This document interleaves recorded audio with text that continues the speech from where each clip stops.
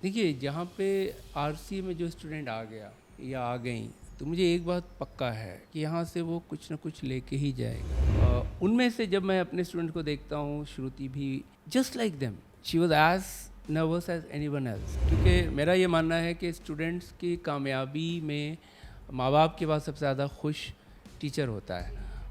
दिल्ली में 11 साल से एक ऐसी एकेडमी है जो लगातार टॉपर्स ही टॉपर्स दी जा रही है। जी हाँ, हम बात कर रहे हैं जामिया आरसी की। और मैं आपको बता दूं कि इस वक्त न्यूज़ 15 वहीं पे मौजूद है। नमस्कार, मैं हूं अपूर्वा चौधरी और आप देख रहे हैं द न्यूज़ 15। आज की जानी मानी टॉपर श्रुति शर्मा यहीं से पढ़कर निकली हैं। कैमरा पर्सन से कहूँगी ज़रा दूसरी ओर भी दिखाएं, नीचे थोड़ा, जहाँ पे श्रुति शर्मा के नाम का बैनर लगा हुआ है।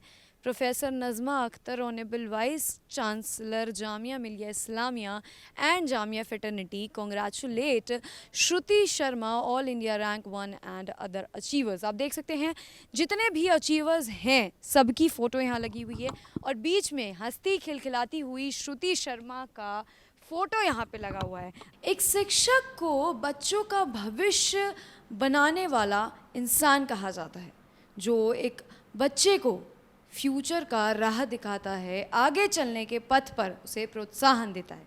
ऐसे में हम इस वक्त मौजूद हैं जामिया में और हमारे साथ मोहम्मद तारिक जी मौजूद हैं। मैं आपको बता दूं कि 2009 से, जी हाँ, बहुत लंबे समय से मोहम्मद तारिक जी यहाँ पे मौजूद हैं। तो सर, सबसे पहले तो बहुत बहुत स्वागत है आपका हमारे चैनल पर। ये भी जानना चाहेंगे कि श्रुति शर्मा जी आजकल बहुत ज़्यादा ट्रेंड में चल रही हैं, यूपीएससी का एग्ज़ाम क्रैक किया है, नंबर 1 पे आई हैं, तो उनके बारे में कुछ बताइए कि अपने इस पढ़ाई के दौरान वो कैसी स्टूडेंट थी, क्या क्या तकलीफ़ें उन्हें आती थी, क्योंकि आप तो देखते होंगे लगातार उन्हें, तो किस तरीके का उनका परफॉर्मेंस था, वो किस तरीके की स्टूडेंट थी।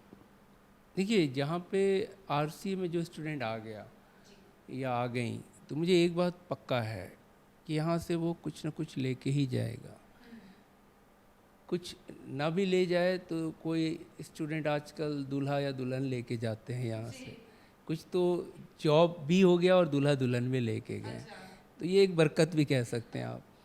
लेकिन अहम बात, सीरियस बात ये है कि हमारा जो सिलेक्शन प्रोसेस है वो इस तरह का है कि जैसे मैंने बताया, सीरियस कैंडिडेट एक पोटेंशियल वाला ही यहाँ आ रहा है।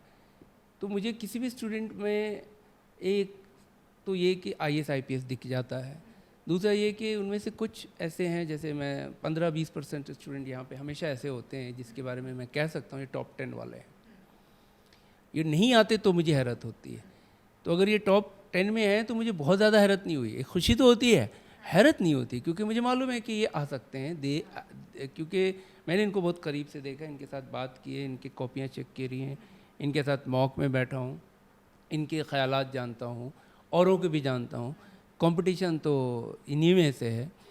चूँकि मैं खुद प्राइवेट कोचिंग से आया हूँ और मुझे मालूम है कि वहाँ पे जो स्टूडेंट्स आते हैं वो जाहिर है कि 5 लाख में सभी उस लेवल के नहीं होते, शायद 25-30 हज़ार एक लेवल के हों। उनमें से जब मैं अपने स्टूडेंट को देखता हूँ, श्रुति भी just like them, she was as nervous as anyone else. वो भी फेल कर रही, उन्होंने भी ड्रॉप किया, उनको भी बहुत सारी चीज़ें अनसर्टेन थी। लेकिन जिसका एक बेसलाइन अच्छा होता है कि स्कूलिंग अच्छी है, कॉलेज अच्छा है, अब आता है खेल। यहाँ जब आप आ गए या आईएएस की तैयारी करने आए तो आप कितने सीरियस हो, कितने कंसिस्टेंटली सीरियस हो। जिस कैंडिडेट में मुझे ये दिख जाता है, मुझे इतना पक्का है कि ही और she would make it. Shruti undoubtedly was very consistently serious candidate. बाकी जो उसकी अपनी राइटिंग एबिलिटी है, उसकी जो बोलने की एबिलिटी है, वो over a period of time develop होती है। किसी के अंदर स्कूल और कॉलेज से हो जाता है, किसी के अंदर वो स्कूल कॉलेज में माहौल नहीं मिलता, तो वो आरसी या इस तरह के अदारों, जैसे एक हमदर्द स्टडी सर्कल है, काफ़ी अच्छा उसने भी काम किया है पिछले कई सालों में, बल्कि दशकों में। इस तरह के अदारों में आने से बच्चों में एक जज्बा, एक रोड मैप और एक मकसद पता चल जाता है, फिर वो अपने हुनर को और निखार ले आता है। एंड श्रुति ने वो किया। सर, जब ये न्यूज़ आपको मिली कि श्रुति शर्मा जी ने टॉप किया है, तो किस तरीके की फीलिंग थी कि हमारी पढ़ाई हुई बच्ची है, या यहाँ के टीचर्स का, शिक्षकों का क्या रिएक्शन था? देखिए, पहले तो बहुत ही खुशी हुई, जाहिर है। और फ़ौरन मेरे पास श्रुति का फ़ोन आया and it was I think 2 बजे से थोड़ा आसपास था। मैं कैंपस में नहीं था, उस दिन छुट्टी पे था। और मैंने मुबारकबाद दी, उसने शुक्रिया अदा किया जामिया का, मेरा और टीचरों का। और मैंने उनके माँ बाप को भी शुक्रिया मुबारकबाद दिया। ज़ाहिर है खुशी ऐसा लग रहा था जैसे मैं ख़ुद पास हो गया हूँ। और क्योंकि मेरा ये मानना है कि स्टूडेंट्स की कामयाबी में माँ बाप के बाद सबसे ज़्यादा खुश टीचर होता है। और उसकी एक वजह बड़ी इंटरेस्टिंग है, आपको मालूम है? बताइए, बिल्कुल बताइए। माँ बाप और टीचर उसका कॉम्पिटिटर नहीं होता। बाकी हो सकता है ना, उसके भाई बहन हो सकते हैं, हस्बैंड वाइफ हो सकते हैं। तो ये सच्ची खुशी जो है माँ बाप और टीचर, और ये वो लोग हैं जो चाहते हैं कि इनके स्टूडेंट या उनके बच्चे उनसे आगे निकलें, और शायद बाकी ऐसा ना हो। अच्छा सर, अभी आपने थोड़ी देर पहले मोहब्बत का जिक्र किया था, तो हम अक्सर सुनते हैं, बाहर बताया जाता है कि जामिया के अंदर का माहौल बहुत ख़राब है। जब कोई शिक्षक बाहर जाके बताता है कि मैं जामिया में पढ़ाता हूँ, तो उनसे ये सवाल काफ़ी बार कर दिया जाता है कि आपको डर नहीं लगता। तो आपका क्या पर्सनल राय है कि जामिया का अंदर का माहौल कैसा है, जैसा बाहर दिखाया जाता है, या अंदर क्या वैसी चीज़ें सच में होती हैं? मुझे लगता है इस सवाल का जवाब सबसे बेहतरीन मिथिलेश जी देंगे। ये बैठे हैं मिथिलेश कुमार सिंह। तो यहाँ पे हमारे साथ एक और शिक्षक मौजूद हैं, उनके पास जाएंगे। जैसा कि मोहम्मद तारिक जी ने कहा, सर पहले तो बहुत बहुत स्वागत है न्यूज़ 15 में आपका। एक बार अपना छोटा सा इंट्रो, और जैसे कि मोहम्मद तारिक जी ने बताया, जैसा कि सर ने बताया, तो उस पर क्या कहना चाहेंगे? मैं यहाँ सीसेट में फैकल्टी हूँ एंड पिछले 2011 से हूँ, 2011 से मैं लगातार हूँ यहाँ पर।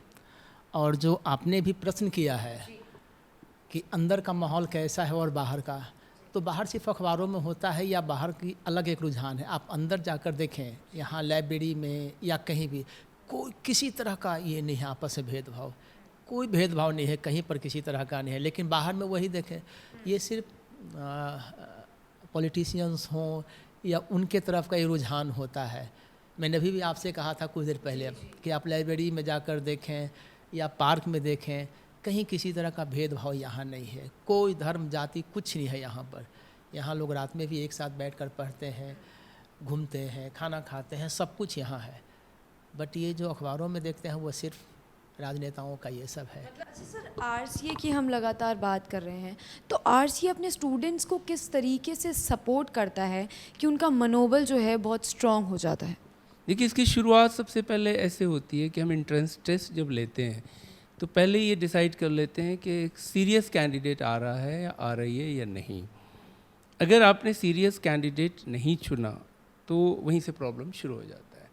तो हमारा जो एंट्रेंस टेस्ट है शुरू से ही बहुत ही ट्रांसपेरेंट है, और इसमें हम यूपीएससी के ही स्टैंडर्ड को मोर और लेस फॉलो करते हैं।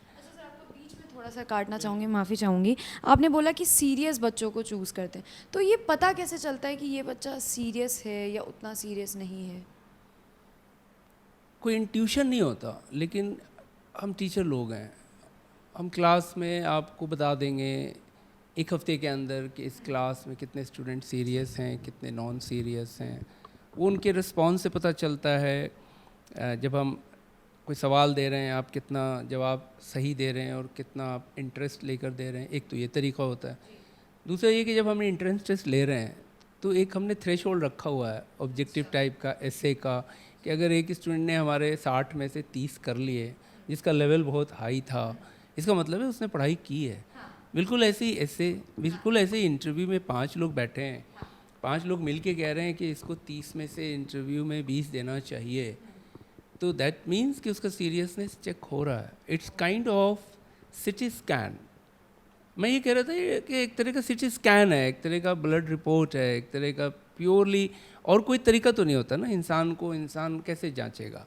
अलग अलग टेस्ट है, जैसे आर्मी में एसएसबी होता है, तो उसमें 5 दिन रख कर वो अलग अलग क्वालिटीज़ चेक करते हैं। सिविल सर्विसेज में अलग अलग तरीके से प्रीलिम्स मेन इंटरव्यू में अलग अलग क्वालिटीज़ चेक की जाती है। हम भी उसी तरीके से चेक करते हैं कि वो कितना सीरियस है, कितना विनिंग हॉर्स है, जीतने वाला घोड़ा है। 2023 में 2024 में ये कामयाब हो सकती हैं या आगे और मेहनत की ज़रूरत है, ये हमें तय करना होता है। इसमें एक एरर ऑफ जजमेंट हो सकता है, लेकिन नीयत की ख़राबी नहीं होनी चाहिए, नीयत साफ़ होनी चाहिए। अच्छा, अगर फैसिलिटीज़ की बात करें तो आरसीए किस किस तरीके की फैसिलिटीज़ अपने बच्चों को प्रोवाइड करता है? देखिए, इसमें एक तो एकेडमिक फैसिलिटी है, एक रेजिडेंशियल कोचिंग फैसिलिटी है। जो एकेडमिक फैसिलिटी है उसमें क्लासेस, टेस्ट सीरीज़ और एक्सपर्ट लेक्चर्स, मॉक इंटरव्यूज़, ये सब एकेडमिक फैसिलिटीज़ है। साथ में एक 24/7 लाइब्रेरी है जो कि अपने आप में यूनिक है। बहुत कम जगहों पे 24 घंटे लाइब्रेरी खुली होती है। उसके पीछे ख्याल ये था कि कुछ स्टूडेंट्स देर रात तक पढ़ते हैं, कुछ स्टूडेंट्स सुबह आकर पढ़ते हैं, तो हम किसी को भी इससे महरूम नहीं करना चाहते थे कि जो उसका वक्त हो उस वक्त वो पढ़े। इस तरह से रेसिडेंशियल में एक हॉस्टल है जो कि एक रूम में 2 स्टूडेंट रहते हैं, एक मेस है, जाहिर है यूनिवर्सिटी है तो ग्रीन है, ग्राउंड है, खेलने के लिए कुछ जगह है। और एक बहुत अहम चीज़ है जो over a period of time develop हुआ है, जिसको मैं इकोसिस्टम कहता हूँ, कि यहाँ पे अगर 250 स्टूडेंट हैं तो वो लगभग 22-23 स्टेट्स के हैं, अलग अलग यूनिवर्सिटीज़ एंड कॉलेजेस के हैं। तो जब वो आपस में मिलते हैं चाय पर, खाने पर, क्लास में, लाइब्रेरी में, और हमने बहुत सारे क्लासरूम्स खोल दिए हैं ताकि वो डिस्कस करें, 4 लड़के 4 लड़कियां ग्रुप बनाकर, और वो अलग अलग इश्यूज़ पर बात करें। हमने एक कैंटीन भी वीसी साहबा से रिक्वेस्ट करके खुलवाई थी, जिसमें हमने कॉन्सेप्ट रखा था चाय पे चर्चा, ताकि वो चाय पर अलग अलग विषयों पे चर्चा करें। ये लिखने में और यूपीएससी के इंटरव्यू में बहुत काम आता है, क्योंकि इसमें ये पता चलता है कि आपके ही व्यू दुनिया में अकेले व्यू नहीं है। जो सामने वाले का व्यू है हो सकता है आपसे अच्छा हो, जो तीसरा व्यू है हो सकता है एक डायनेमिक हो, जो चौथा व्यू है एक हो सकता है ज़्यादा रैशनल हो। जब चारों व्यूज़ मिलते हैं तब एक ख़ास ख़याल वजूद में आता है, और ये यूपीएससी को काफ़ी पसंद आता है। ये इसी मकसद से हमने इस कैंपस में इस तरह के माहौल बनाने की कोशिश की। अच्छा सर, जब हम आरसीए की बात करते हैं तो पहली दफ़ा ही दिमाग में जामिया आता है, तो ऐसी कौन सी खासियत है, ऐसी कौन सी ख़ास बात है जो आपके आरसीए को दूसरे इंस्टीट्यूट से अलग बनाता है? एक शब्द में बोलूँ तो वो है खून जिगर। कुछ लोग खून जिगर मिला देते हैं, कुछ लोग नहीं मिला पाते। तो अदारे बनते हैं कुछ लोगों के कुर्बानियों से, अपना जज्बा, अपना इमेजिनेशन, अपना विज़न वो एक साथ जब लगाते हैं तो अदारे बनते हैं। दुनिया में जितने भी अदारे बने ऐसे ही बने। जामिया 1920 में अलीगढ़ में एक मस्जिद में क़ायम हुई थी। कुछ जिसे हम लोग उर्दू में दीवाने बोलते हैं, जिन्होंने अंग्रेज़ों से बगावत किया और अलीगढ़ यूनिवर्सिटी से बगावत किया, और फिर ये अदारा क़ायम हुआ, और आज देखिए ये इंडिया का नंबर 1 है। तो ऐसे ही आरसीए के कुछ दीवाने थे, कुछ टीचर्स थे जो नजीब जंग साहब से मिले और ये हो गया। बाकी जितनी चीज़ें हैं वो सबके पास हैं, शायद ज़्यादा हैं, इंफ्रास्ट्रक्चर, पैसे, रिसोर्सेज, लेकिन जो मैंने कहा वो खून जिगर और वो जज्बा और वो पैशन नहीं है तो वो बन नहीं पाता। वरना सरकार बहुत पैसे खर्च करती है, और उनके मेरे हिसाब से, क्योंकि मैं मिनिस्ट्री जाता रहता हूँ, यूजीसी जाता रहता हूँ, उनके पैसे बर्बाद हो रहे हैं। उनके पैसे प्राइवेट कोचिंग वाले लिटरली ले लेते हैं, झूठ मूठ का बोल देते हैं कि साहब इतना सिलेक्शन हुआ, उतना सिलेक्शन हुआ। शायद मिनिस्ट्री वालों के पास टाइम नहीं होता आके चेक करने का, और उनको लगता है हु केयर्स। मैंने वहाँ के सेक्रेटरी लेवल तक के लोगों से बात की, बट उनमें भी मैंने वो जज्बा नहीं देखा। उनके अंदर भी बस एक रस्म है कि सरकार की एक नीति आ गई, हो सकता है जिसने ये प्लान किया हो सोशल जस्टिस मिनिस्ट्री में, माइनॉरिटी अफेयर्स मिनिस्ट्री में, उसने जज्बे से किया हो, चाहे वो मंत्री हो या सेक्रेटरी हो। लेकिन जो लोग बीच में आए हैं उसको इम्प्लीमेंट करने में, उनमें वो जज्बा मैंने तो नहीं देखा। इसलिए वो करोड़ों रुपया सरकार का हर साल, करोड़ों नहीं बल्कि अरबों रुपया वो ज़ाया हो जाता है। और मैंने बहुत सारे मीटिंग्स में देखे कि साहब 40 कोचिंग इंस्टीट्यूशंस आ गए, सब ने अपना पीपीटी में रिकॉर्ड दिखा रहे हैं। अगर उन्होंने 200 स्टूडेंट्स का पैसे लिए तो शायद 2 भी प्रीलिम्स में उनका पास नहीं होता है। लेकिन पता नहीं क्यों ये पब्लिक में आता नहीं है, क्योंकि आप मीडिया वाले भी सुशांत राजपूत केस पे ज़्यादा फोकस करते हैं जो गवर्नेंस है, जो सरकार की सही चीज़ें हैं, वो सही जनता तक क्यों नहीं पहुंच रही है? मुद्दों को छुपाया जाता है अगर कहें तो। मुद्दों को आप इंटरेस्ट नहीं लेते, जनता इंटरेस्ट नहीं लेती, छुपाया कोई नहीं जा रहा है। आप जिस दिन इंटरेस्ट लेने लगे, 4 ऐसे न्यूज़ आप मिनिस्ट्री का और कोचिंग इंस्टीट्यूशंस का और जो पैसा ज़ाया हो रहा करते रहिए, देखिए आप फ़ौरन एक्शन होगा, है ना? अच्छा सर, अभी आपने नंबर 1 की बात की, पैशन की बात की, तो इसी पर हमारे सुनने में ये भी आया था कि जो जामिया का आरसीए है, उसमें जब बच्चा पास आउट हो जाता है तो उसके बावजूद भी वो बार बार आता है, टीचर्स से मुलाकात करता है, इंटरेक्शन जो है वो नहीं बदलता। तो ऐसी कौन सी चीज़ है कि निकलने के बाद भी बच्चा अपने टीचर्स को या वो इंटरेक्शन नहीं छोड़ पाता? ये तो होना ही चाहिए था, ये नहीं होता तो हैरत की बात थी। तो अगर आप किसी को मोहब्बत देंगे तो वो कैसे भूलेगा? अगर आप आर्टिफिशियल हैं, जैसे प्राइवेट कोचिंग में उनको लगता है हमने पैसा दिया, सर्विस था, उनका काम था, वो शायद वापस ना आए। हमारे यहाँ हमने तो पैसा लेके तो नहीं किया ना, तो उनको लग रहा है कि अगर हमने एक्स्ट्रा माइल्स जाकर किसी की हेल्प की, या किसी टीचर्स ने रात के 12 बजे, मिथिलेश जी बैठे हैं, ये तो फ़ोन पे हेल्प कर देते हैं, ये मेल पे हेल्प कर देते हैं, ये किसी भी स्टूडेंट से क्लास के बाहर भी बात आते हैं। CSAT बहुत कॉम्प्लेक्स सब्जेक्ट है। हमारे जितने उस्ताद हैं, मैंने देखा है कि अगर 2 घंटे की क्लास है, 1 घंटा तो वो रास्ते में बता देते हैं। अब ऐसे टीचर जो क्लास के बाहर भी आपके साथ हों, मेल पर भी हों, व्हाट्सएप पर भी हों, आपको हर तरह से वक्त दे रहे हैं। मैं खुद बता सकता हूँ कि हम हॉलीडे पे भी जाते हैं तो हम हॉलीडे पे नहीं होते हैं, क्योंकि किसी न किसी स्टूडेंट का कोई ना कोई इशू आता है। अभी आपसे पहले 2 स्टूडेंट बैठा था, 2 बाहर वेट कर रहे हैं, सबके अपने इशू होते हैं, क्योंकि बहुत कॉम्प्लेक्स एंड डायनेमिक एग्ज़ाम है ये। तो अगर वो टीचर इन्वॉल्व है तो वो स्टूडेंट ज़िंदगी भर नहीं भूल सकता, ये पक्का है, कम से कम RCA में तो मैं जानता हूँ। बहुत ही श्योरली बोल रहे हैं कि मैं एकदम पक्का हूँ।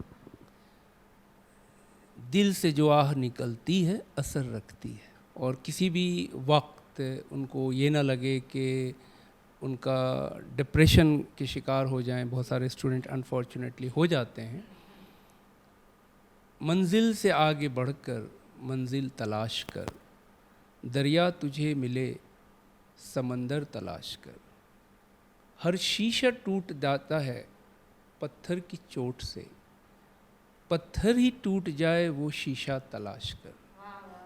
बहुत बहुत शुक्रिया, बहुत बहुत शुक्रिया। तो ये हमारे साथ मोहम्मद तारिक और मिथिलेश जी यहाँ के शिक्षक मौजूद थे, जिन्होंने RCA को बड़ी ही प्यारे तरीके से बताया कि बच्चे यहाँ आते हैं, पढ़ते हैं, और अंदर का जो माहौल है वो बाहर की दुनिया से बिल्कुल अलग है जैसा बताया जाता है। तो अगर आप भी UPSC या इस तरीके की तमाम पढ़ाई करना चाहते हैं तो न्यूज़ 15 की आपसे पर्सनल दरख्वास्त है कि जामिया RCA आइए और अपना मनोबल बिल्कुल बढ़ा कर जाइए। कैमरा पर्सन गोविंद के साथ मैं अपूर्वा चौधरी, दिल्ली।